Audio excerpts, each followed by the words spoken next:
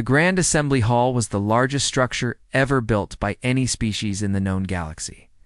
It floated in orbit around Sanctuary Prime, a neutral world where no weapons were allowed and no wars could be declared. The hall itself was a massive dome of crystal and metal, filled with seats for over 3,000 delegates from hundreds of alien civilizations. Ambassador Park Jun-ho had walked these halls for 15 years. He knew every corridor, every back room, every whispered conversation that happened in dark corners. He was Earth's voice in this place, and for 15 years that voice had been ignored. Today would be different. Today, Earth was finally asking for what it deserved.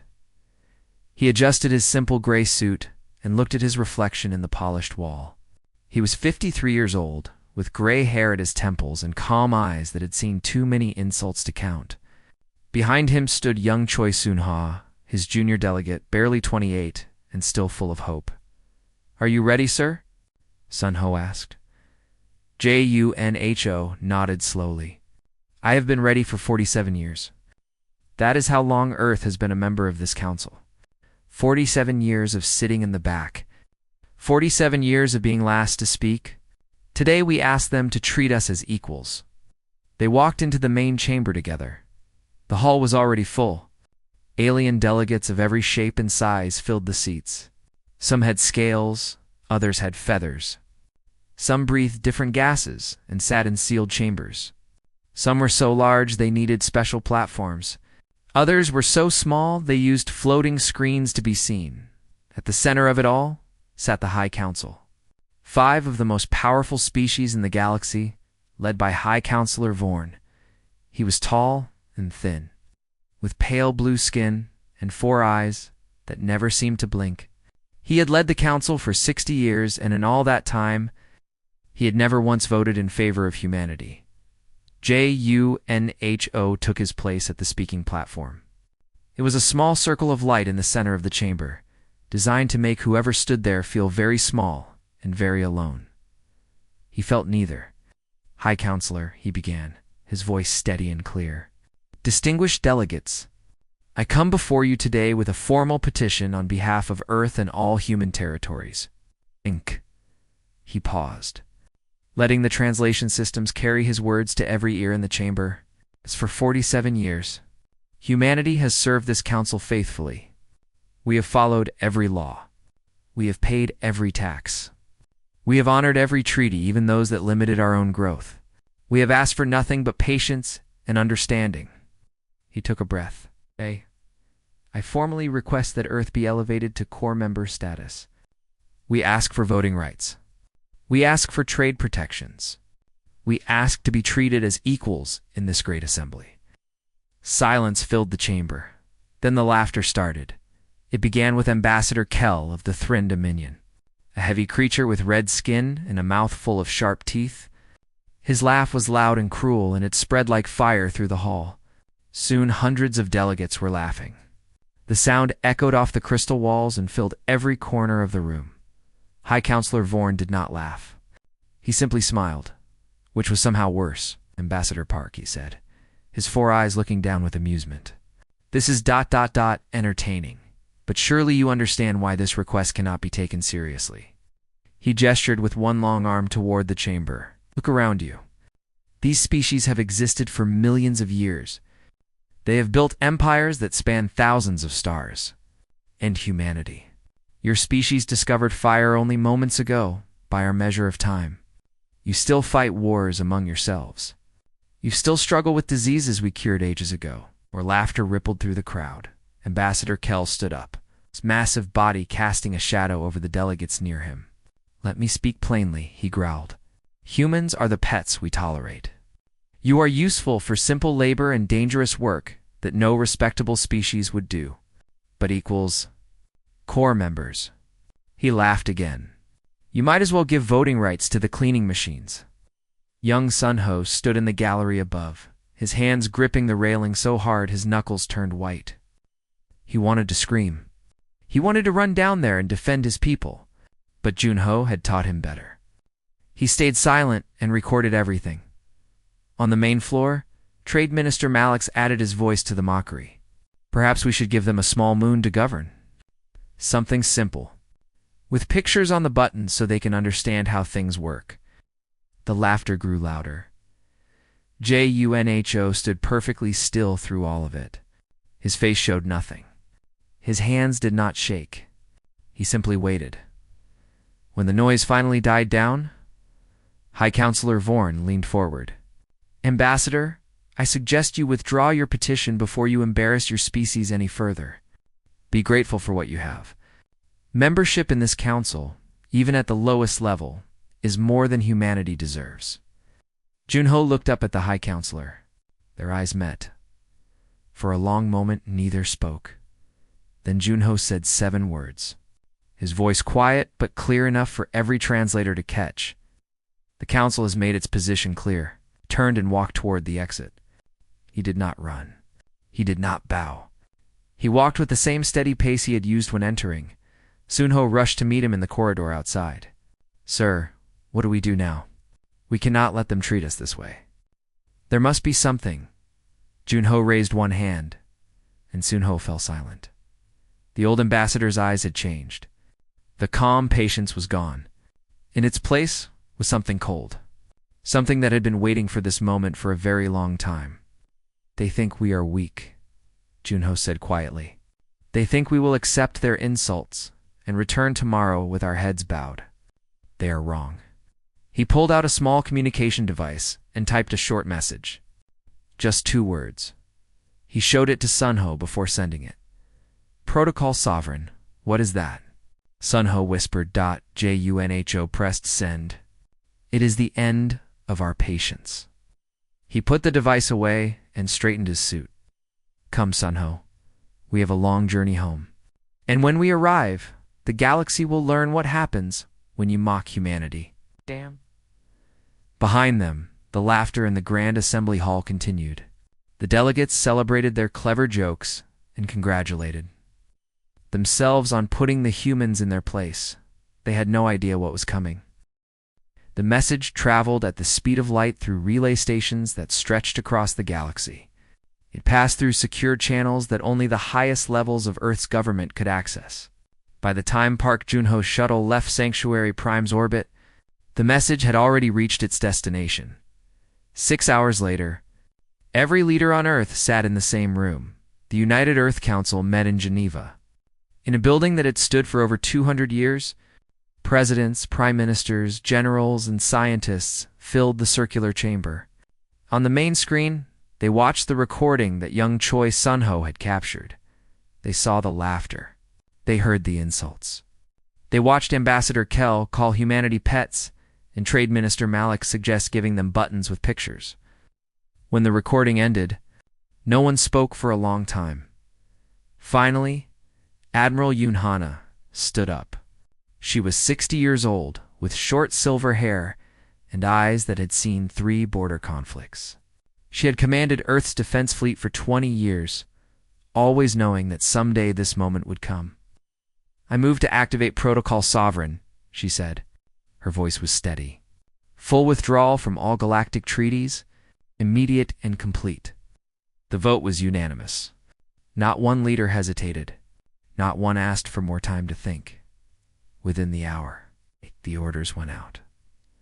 On space stations across human territory, workers received the same message. Come home. Thousands of human engineers, doctors, pilots, and laborers who had been working for alien corporations simply stopped. They packed their belongings, said goodbye to confused colleagues, and boarded ships heading back to Earth in the diplomatic quarter of Sanctuary Prime. Alien ambassadors stationed on Earth received official notices. They had 72 hours to leave human space. No exceptions. No extensions. Trade agreements that had taken decades to negotiate were canceled with single-page documents. Non-aggression pacts that Earth had signed to show good faith were declared void. The Mutual Defense Charter, which Earth had honored, even though no other species had ever helped them, was torn apart. Every treaty, every agreement, every promise gone overnight, in his office deep beneath the Swiss mountains.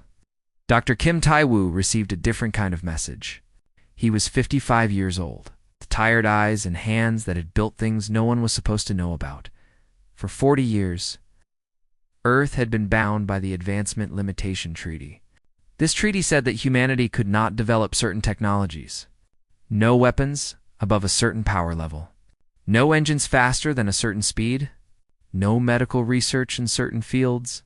The Council claimed these rules were for safety. In truth, they were meant to keep humanity weak. But Dr. Kim and his team had never stopped working. The vaults opened. Deep underground facilities that had been sealed for decades revealed their secrets. Ships that officially did not exist were powered up for the first time. Weapons that had only been tested in hidden asteroid fields were loaded onto carriers. Medical treatments that could save millions of alien lives, not just human, were prepared for use. Dr. Kim looked at the rows of technology that represented humanity's true level of advancement. They had been hiding for so long, playing weak, pretending to struggle with problems they had already solved. Now the pretending was over. On the other side of Earth, Captain Lee Minji received her new orders. She was 38 years old, with sharp features and a reputation for being the best tactical mind in the fleet. She had spent her entire career flying outdated ships and following rules that made no sense. She stood on the bridge of the horizon, Earth's first true warship. It was sleek and powerful, with engines that could cross the galaxy in days instead of months. Its shields could withstand attacks that would destroy any alien vessel. Its weapons were precise and devastating. There were 47 more ships just like it, hidden in construction yards behind Jupiter. How does it feel? Her first officer asked. Minji ran her hand along the smooth console, like waking up from a very long sleep. Across the galaxy, alien leaders began to notice that something was wrong. "Hi, Counselor." Vorn received the withdrawal notices on his personal screen. At first, he thought it was a mistake. Then he thought it was a bluff. Surely the humans were just angry. Surely they would calm down in a few days and come back to negotiate. He sent a message to Earth requesting clarification. The response was short.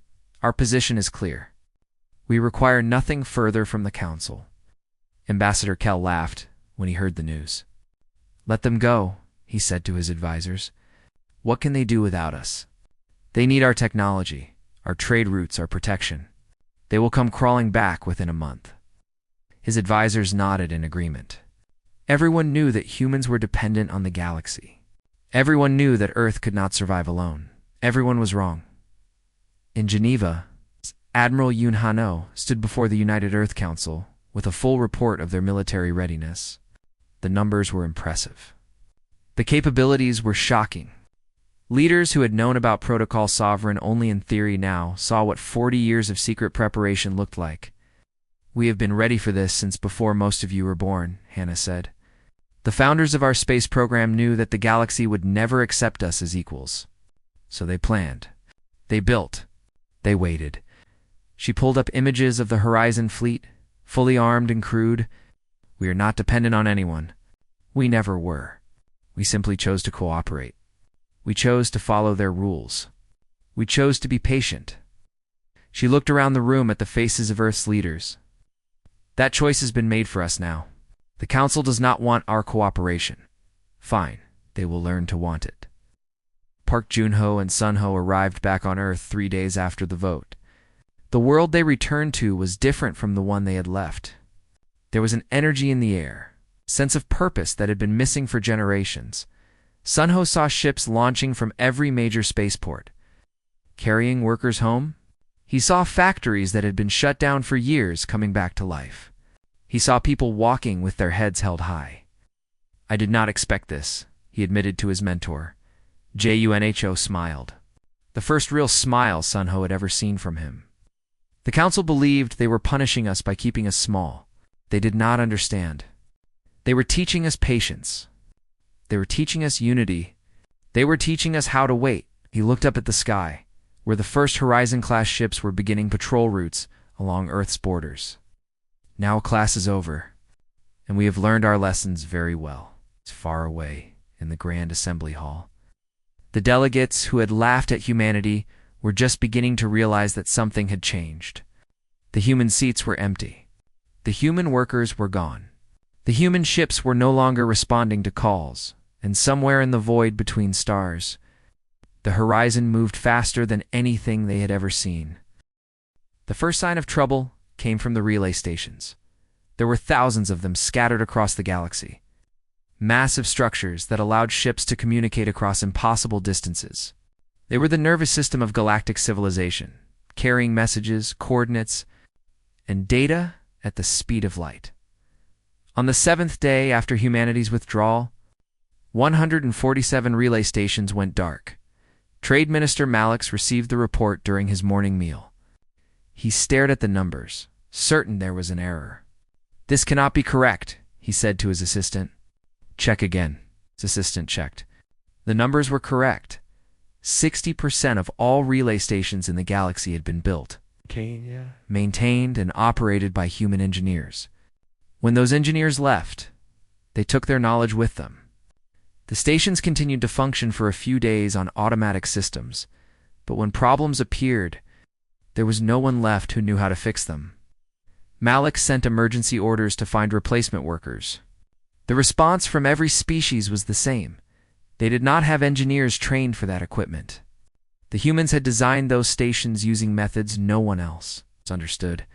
The galaxy was starting to go blind. On the Thren homeworld, Ambassador Kell faced a different kind of crisis.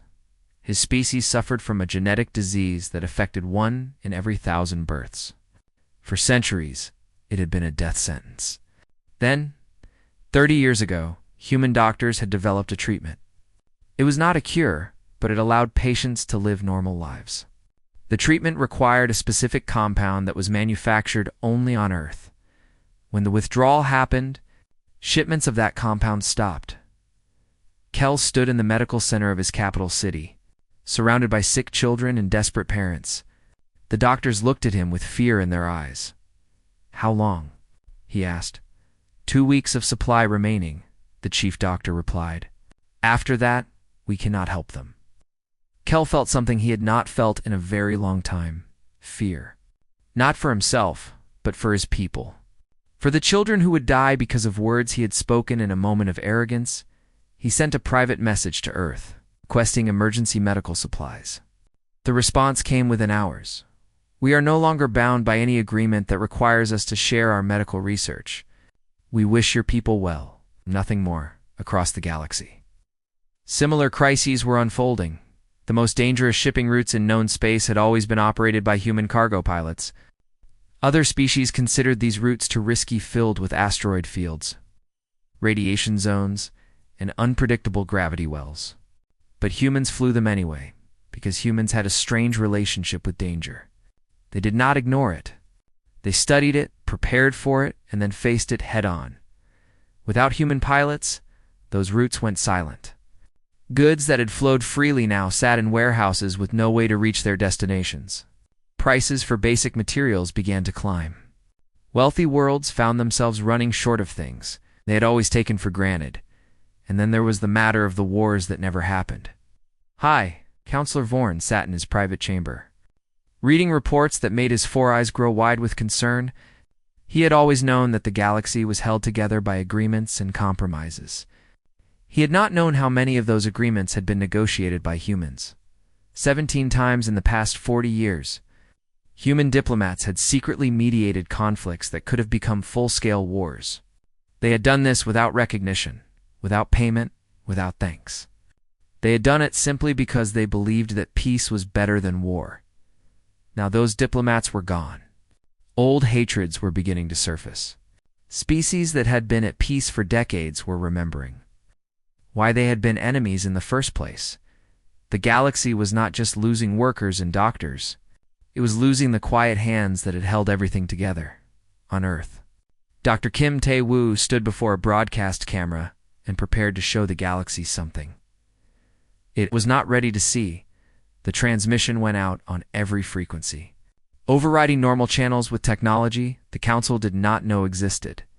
Within minutes, billions of beings across thousands of worlds were watching. "My name is Kim Tae-woo," he began. "I am the director of Earth's Advanced Research Division. For 40 years, this division has officially not existed. For 40 years, we have followed the Advancement Limitation Treaty, which told us we could not develop certain technologies. He paused and smiled slightly. We followed the letter of that treaty. We did not deploy any forbidden technology, but we never stopped developing it. We never stopped learning. We never stopped growing. Behind him, images appeared on screens across the galaxy. Ships that moved faster than anything ever recorded. Shields that could stop planetary bombardment. Medical technology that made current galactic standards look primitive. Energy sources that were clean, efficient, and nearly unlimited. This is humanity, Dr. Kim said. This is what we built while you called us primitive.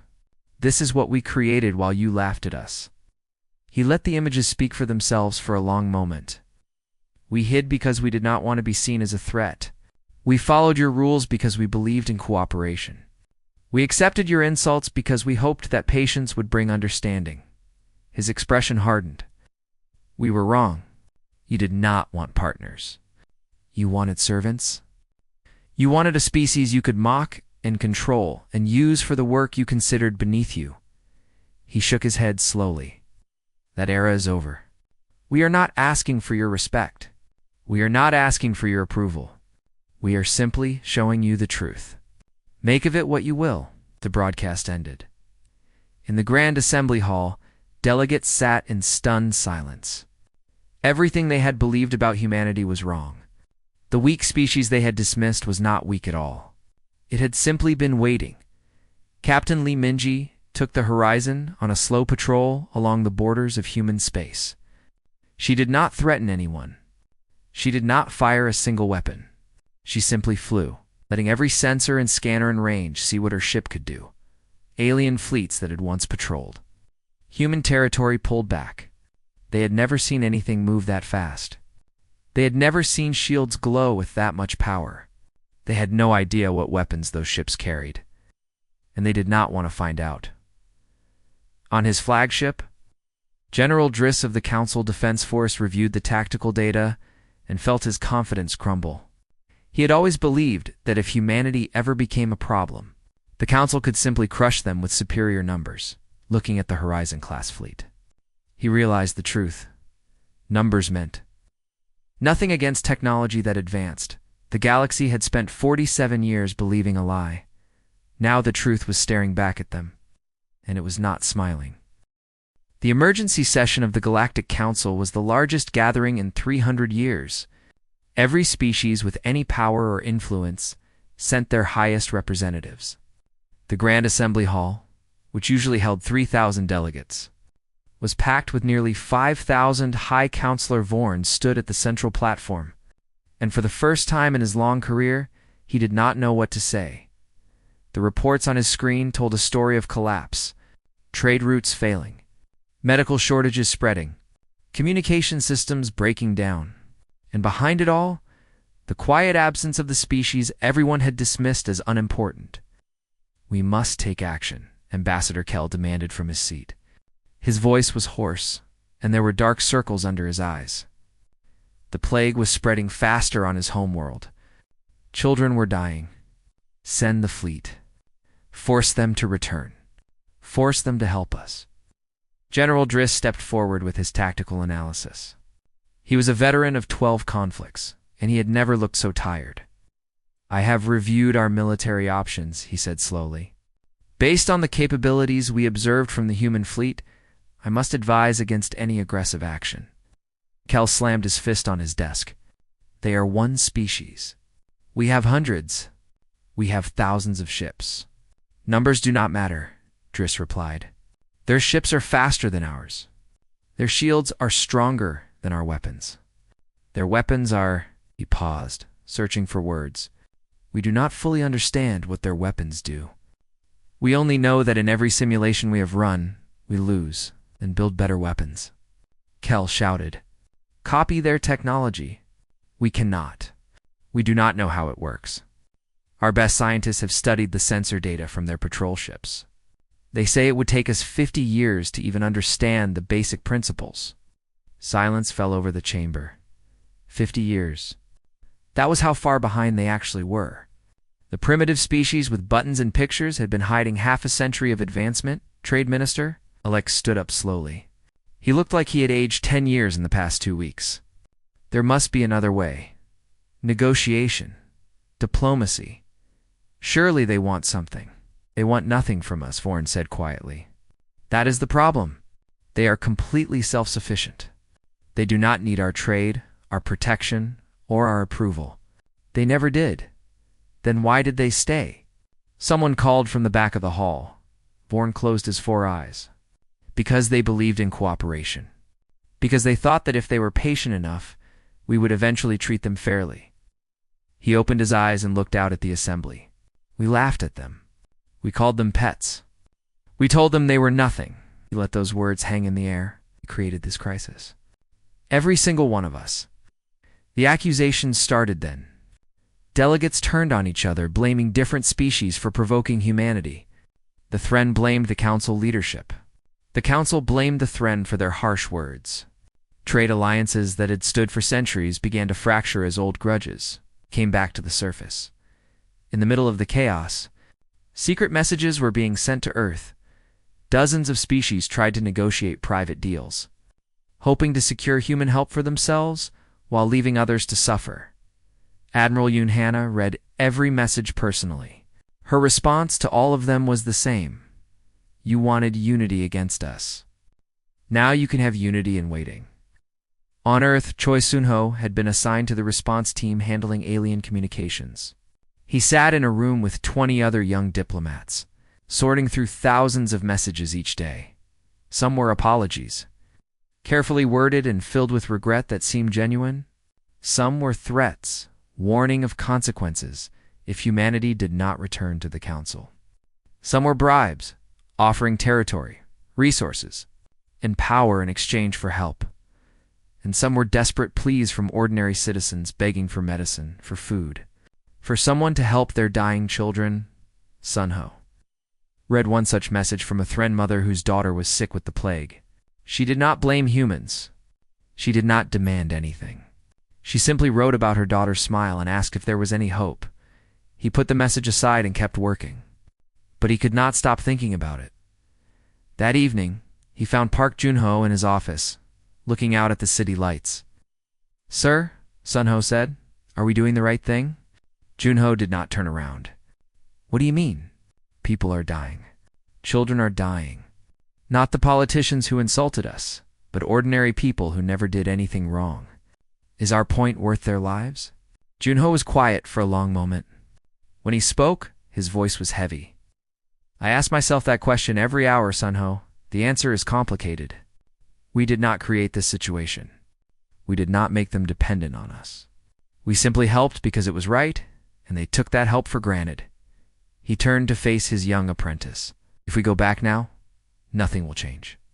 They will thank us for a moment, and then they will go back to treating us like servants. The only way forward is to fundamentally change how the galaxy works, and that kind of change requires pressure. But the cost is terrible, Jun-ho agreed, and I will carry it for the rest of my life. But the cost of continuing as we were would have been worse. Generation after generation of humanity, forever treated as less than equal, forever mocked, forever limited. He put a hand on Sun-ho's shoulder. Sometimes, the right thing and the easy thing are not the same. This is one of those times. Back at Sanctuary Prime, High Counselor Vorn sat alone in his chambers, staring at a blank screen. He had ruled the council for 60 years. He had overseen hundreds of treaties and agreements. He had thought himself wise. Now he saw the truth. He had been blind. They all had. With shaking hands, he composed a message. Not a demand. Not an order. A request. It was addressed to Ambassador Park Jun-ho, and it asked for something Vorn had never asked anyone for in his entire life. A meeting. A personal meeting, just the two of them.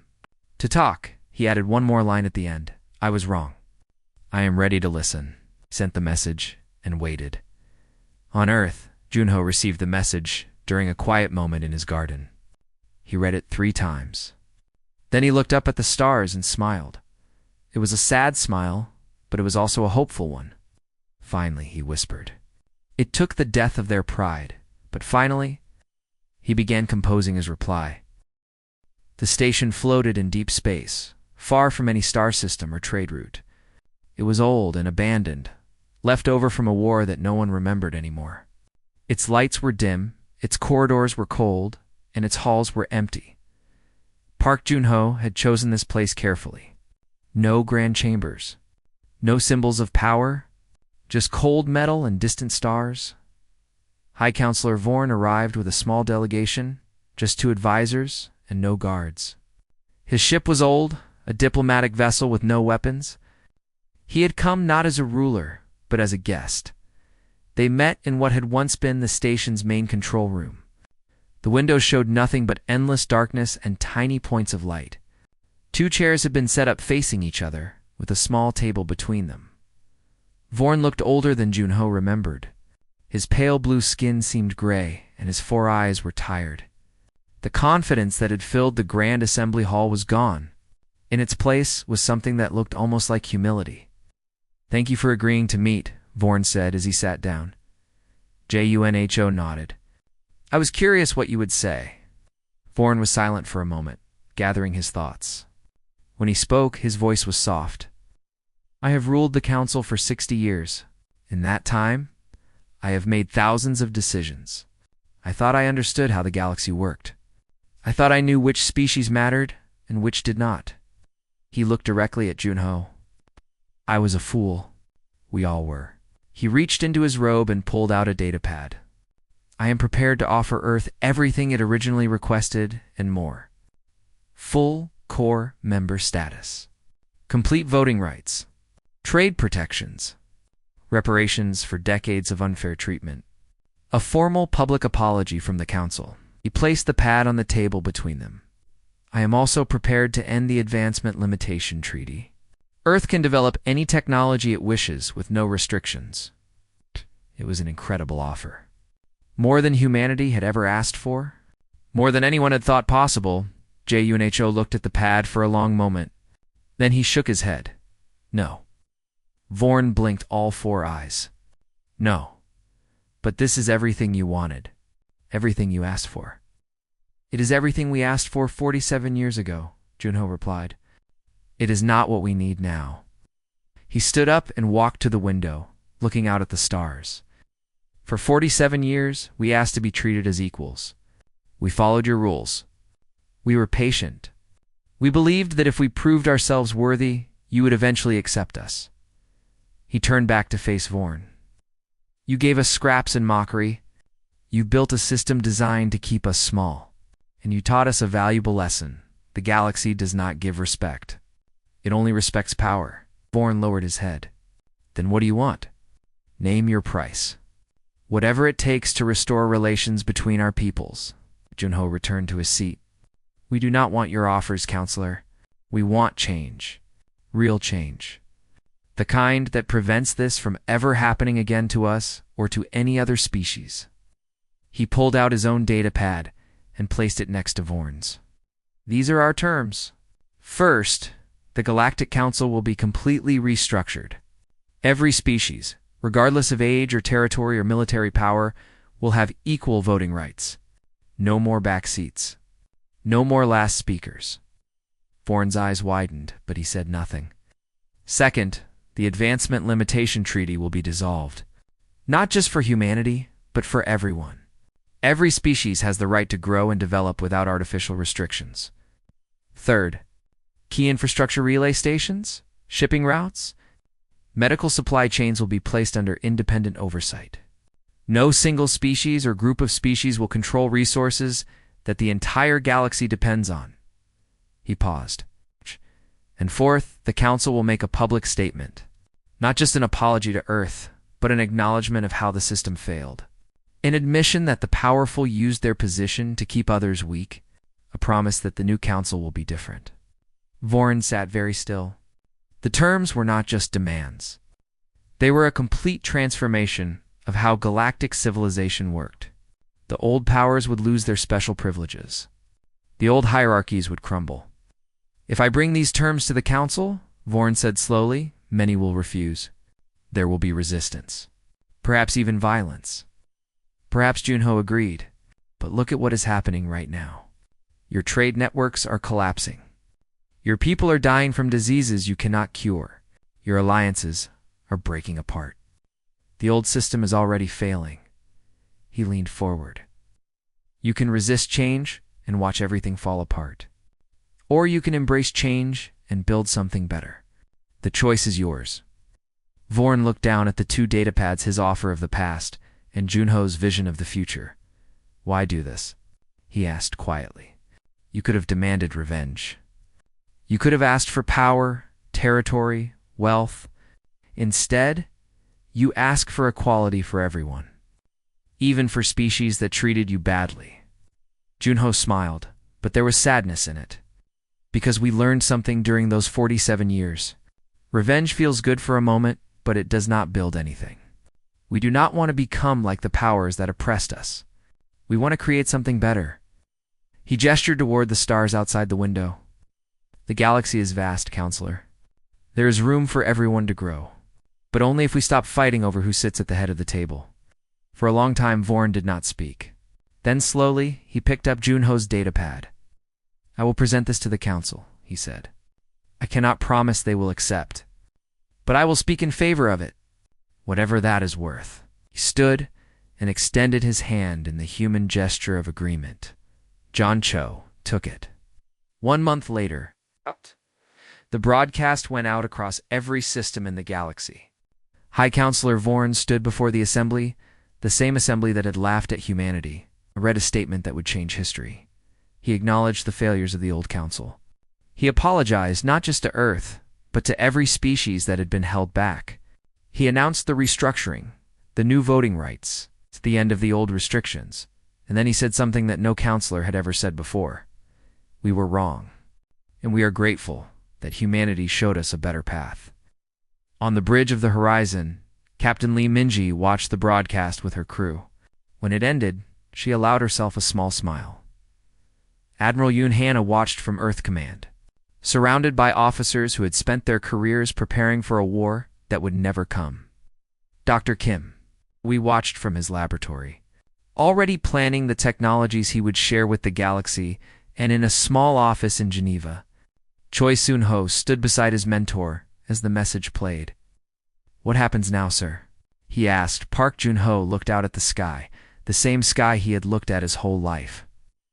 Now we show them what humanity was always capable of. Not weapons. Not war. Progress. Partnership. On our terms. He paused. They laughed at us, Sun-ho. Let us give them something to admire instead. 1 year later, the first joint human-alien research station opened. Scientists from dozens of species worked side by side, sharing knowledge freely. Children on Kel's homeworld received medicine that saved their lives. Relay stations hummed with new traffic, maintained by engineers from 100 different worlds. The galaxy was changing slowly, painfully, but genuinely. And somewhere in the archives of the old council, the recording of that day still existed. The laughter, the mockery, the 7 quiet words that had started everything. Some say Park Jun-ho kept a copy in his office, a reminder of what they had endured, a promise that it would never happen again. Never again.